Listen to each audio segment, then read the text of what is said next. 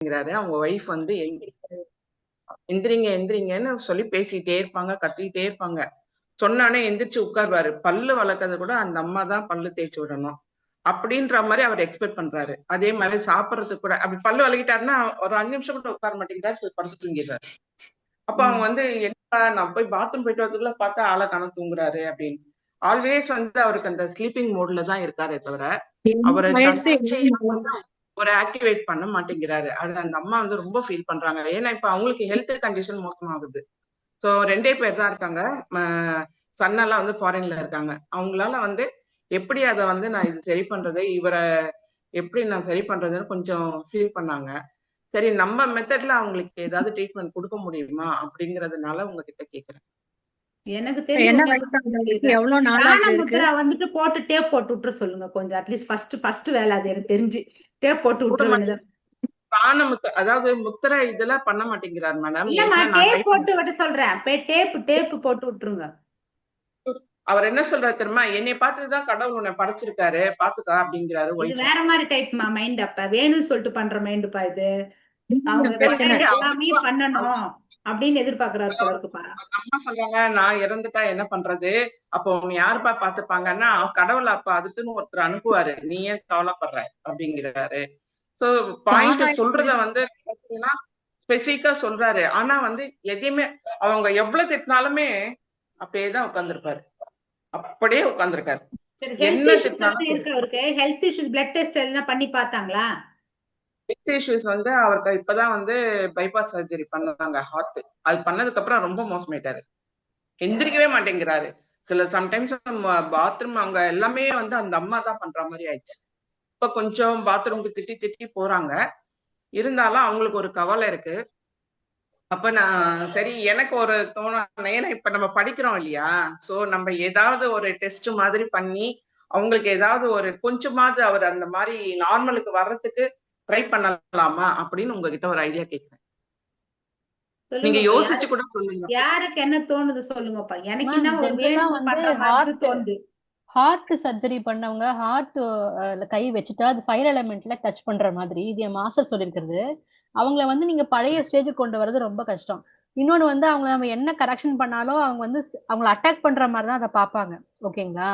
இன்னொன்னு வந்து நம்ம சார் அர்ஷத் சார் கிளாஸ்ல சொன்னது என்னன்னா, வயசானவங்களுக்குன்னே சில பாயிண்ட்ஸ் இருக்கு. ஏன்னா இந்த வயசாயிட்டு அந்த குழந்தை முடுக்கு மூவ் ஆகுறாங்க தெரியுமா, அதெல்லாமே வந்து யூபி சேனல்ல வரக்கூடிய ப்ராப்ளம். அந்த பயம் ஒண்ணு உள்ள ஆட் ஆயிடும். இந்த ஃபயர் எலமெண்டோட பாதிப்பு ஒண்ணு கூட ஆட் ஆயிட்டு இப்ப அவர் என்ன நினைக்கிறாருன்னா, எல்லாரும் என்ன பாத்துக்கணும், நான் தான் எல்லாருக்கும் முதன்மை. அதாவது ஒரு குழந்தைய எப்படி நான் அழுதா உடனே வருவாங்க, நான் அழுதா உடனே பால் கொடுப்பாங்க அப்படின்னு நினைக்குமோ அந்த அந்த ஸ்டேஜ்ல இப்ப அவர் இருக்காரு. இப்ப இவர்கிட்ட போய் நம்ம எது சொன்னாலும் அவர் கண்டிப்பா கேட்க போறது இல்ல. ஆனா இந்த யூபி கரெக்ஷனுக்கு வந்து நம்ம சர்ட் வேணா பாயிண்ட் கேட்கலாம். எனக்கு தெரியல. ஏன்னா இந்த இந்த வயசான காலத்துல வர ஜெலசி இந்த மாதிரி கேரக்டர் ப்ராப்ளம்க்கு எல்லாம் பாயிண்ட் இருக்குன்னு சார் சொல்லியிருக்காரு. பிரெயின் எஃபெக்ட் ஆயிருக்குது, பார்த்தாலே தெரியுது, நீங்க சொல்றப்பவே தெரியுது. அதனால எனக்கு எனக்கு பாயிண்ட் தெரியல. ஆனா சார்ட்ட கேட்டா இதுக்கு ஆன்சர் கிடைக்கும்னு நினைக்கிறேன். நடுவுல வந்து பிசியோதெரப்பி வந்தாங்க, வந்து அவருக்கு கொஞ்சம் அந்த கையெல்லாம் ஆக்டிவேட் பண்றதுக்கு பண்ணாங்க.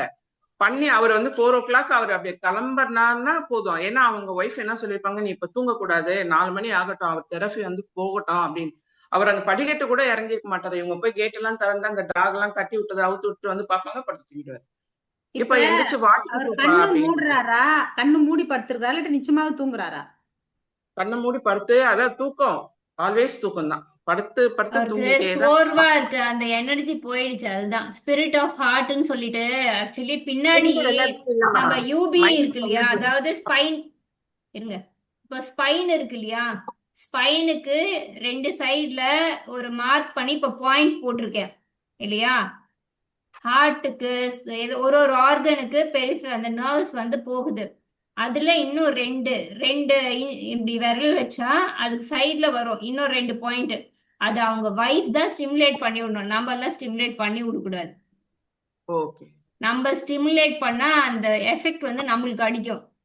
ஆனா நீங்க அவங்களுக்கு சொல்லி நீங்க அவ்வளோலாம் வந்து சொல்ல தேவையில்லை. நம்ம படிக்கிறோன்றதுனால நம்ம அந்த மாதிரி ஏதாவது ஒரு ஆர்வத்துல அந்த பாயிண்ட் எல்லாம் ஸ்பிரிட் பாயிண்ட்னு சொல்லிட்டு இருக்கோம். அதை வந்து நம்ம எதுவும் பண்ணக்கூடாது. அவங்க பண்ணலாம். அவங்க வந்து ஏதாவது ஒரு தைலம் இந்த மாதிரி ஏதாவது ஒண்ணு எடுத்துட்டு நல்லா அந்த இடத்துல வந்து கிளாக் வைஸ்ல ரொட்டேஷன் கொடுக்கலாம். சரிங்களா? அந்த மாதிரி ரொட்டேஷன் கொடுத்தாங்கன்னா அது வந்து ரீசார்ஜ் ஆகும். கேட்கல அந்த கேட்கல. ஆர்கனோட இப்போ ஏதாவது ஒரு கத்தி, இப்போ ஒரு கத்தி, ஒரு ஷார்ப்பான ஒரு பொருள் வந்து நம்மளோட ஆர்கனை டச் பண்ணிடுச்சுன்னா அதனோட ஸ்பிரிட், அதாவது அதனோட லைஃப் ஃபோர்ஸ் வந்து வெளியே போயிடும். ஓகே ஓகே, சாரி, நடுவுல ஏதோ கால் வந்தது, எனக்கு கட் ஆயிடுச்சு. சரி பரவாயில்ல, நான் அப்புறம் தலைப்புல நீங்க போட்டு விட்டுருங்க இந்த பாயிண்ட்ஸ் மட்டும். இப்ப என்ன பேசுனீங்கன்னு அது எனக்கு நான் சுத்தமா கட் ஆயிடுச்சு. அந்த பெரிஃபரல் பாயிண்ட்ஸ் இருக்குல்ல ஸ்பைனல் கார்ட்ல, அது நான் குரூப்ல ஆமா. போஸ்ட் பண்ணியிருக்கேன், நீங்க பாருங்க. அது எந்தெந்த ஓகே ஜாயிண்ட்ல மேடம். என்னென்ன ஆர்கன் வந்து ரிலேட் ஆயிருக்கும்னுட்டு. சரி சரி, ஓகே. இப்ப அவங்களுக்கு வந்து அந்த பிரெயினோட இதுதான் நம்ம ஆக்டிவேட் பண்ணணும்ல, ஸ்பைன்ல ஆமா அந்த இதுல. ஆமா. ஓகே நீங்க அந்த நர்வ்ஸ் வந்து பிரெயினுக்கு தானே போகுது, ஸ்பைன்ல இருந்து பிரெயினுக்கு போகுது இல்லையா? ஆமா. அப்புறம் H7 இந்த இடத்துல கூட நீங்க கொடுக்கலாம். கொஞ்சம் H7 இங்க. ஓகே ஓகே ஓகே, கை மறைக்குது.